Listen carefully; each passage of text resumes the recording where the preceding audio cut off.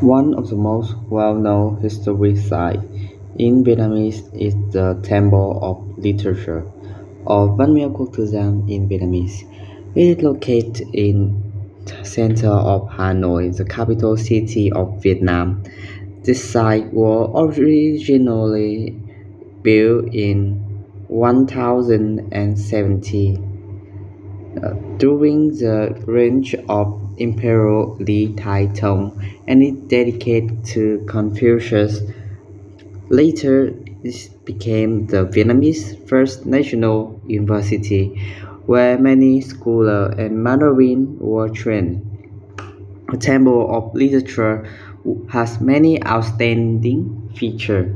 It is large and peaceful complex with five courtyards, beautiful ancient gate, traditional Vietnamese architecture, and stone stelae that record the name of successful royal exam candidate.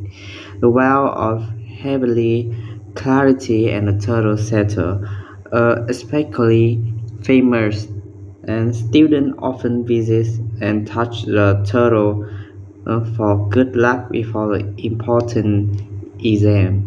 But in nowadays, eh, the, you can touch the turtle because it was banned. So when you visit, you can enjoy the walking through the quiet courtyard, admire traditional architect, and learn about the history of educational in Vietnam.